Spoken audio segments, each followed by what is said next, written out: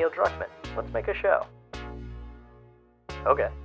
Howdy guys, my name is Jake Quinn. I'm coming to you live from the California 2020 lockdown. For those of you who may be wondering, I'm safe, I'm healthy, I'm fine. I've got beefaroni stacked up to the fucking ceiling. We're doing all right. And today I've decided to take a break from my Animal Crossing binge to talk to you about HBO's upcoming adaptation of The Last of Us and why it won't suck. Because I'm sure many of you are worried it might. And the reason why some of you may be worried it might is because movie adaptations of video games just haven't worked out so well in the past. Now, while they've certainly given us some golden moments like Monkey! or even the more recent I just thought you might like a latte with steamed Austrian goat milk. Of course I want a latte. I love the way you make them! movie adaptations of video games aren't exactly the type of stuff you're going to be putting on your year-end top 10 lists. And while I am in no way, shape, or form saying that Rotten Tomatoes should have any significance in your movie watching decisions, it is worth noting that of their ranked list of 43 video game adaptations, only 3 were fresh, with the rest being rotten. But the thing is, good video game adaptations are not inherently impossible so long as there's a story. And this isn't just the case for video games. A fucking trip to the supermarket can make for a good movie, so long as there's a story. If some nameless dude walks in a Stop and Shop and buys his bread and his milk and then pays and then leaves, there's nothing there. And the same goes for video games like Minecraft, for example. It's fun as shit. I own that game for like 5 platforms now, but there's no story. It's not gonna make for a good movie. Now, of course, you could dig deep into that source material and try to craft something out of nothing, knowing that any theatrical release of that particular brand is gonna instantly have an audience, but that's exactly the kind of cash-grabbing move that studios have done in the past, and that's why we have the shitty video game adaptations we do have.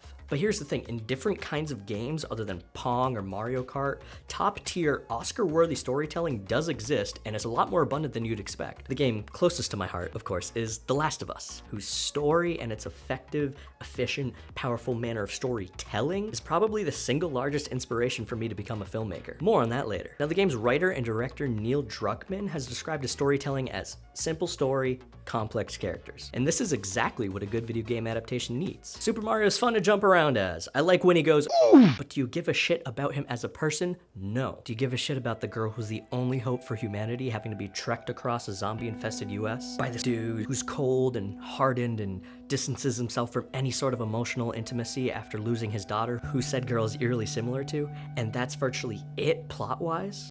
Yeah. And on top of that, Neil Druckmann has created one of the most visually appealing apocalyptic aesthetics with his combination of lush, overgrown cities out of something like The World Without Us, combined with this rainbow-colored fungal plague, which fucking finally gives us something that's not just desaturated in an attempt to seem moody. Whether or not the series is gonna follow these same characters, and whether or not it's even gonna take place in the same time period, the boy Neely D has already proven himself a fucking fantastic storyteller who knows how to directly tug on your heartstrings without any of the other bullshit. And because he knows that simplicity is key, a major factor that so many series are missing nowadays. So many shows lose me between seasons or don't even interest me in the first place because of how long they are and how much there is to them. You don't need 8-10-hour seasons to tell an unforgettable story or explore the arcs of unforgettable characters. You can do it in as short as 90 minutes. And it's not even a matter of attention span, when shows can just get renewed and renewed and renewed again for season after season after season. There's no incentive to complete any sort of arc. Unless you're willing to kill off an entire main cast and start fresh with a new one, which no network is gonna let you do, except for HBO when they had Game of Thrones, before it got bad. The stories of series are just gonna have to go on and on. They're gonna have to become more anticlimactic and convoluted until they go out not with a bang, but with a whimper. A possible antidote to this is a limited series, which has a set number of episodes and restrictions that, in any case, TV or not, breeds creativity. You can only include what is essential, what is necessary, and what is interesting. There's just no time for anything that isn't just slapping the audience around emotionally. Take the brevity of series like Chernobyl, for example. It accomplished telling the multifaceted story of a nuclear disaster at the height of a Cold War between 2 superpowers, while also capturing the quiet, ominous atmosphere of an instantly deserted, deadly radioactive urban center, all in 6 episodes. And the director's the same guy who's directing the Last of Us series? It's a no-brainer. This shit's gonna be awesome.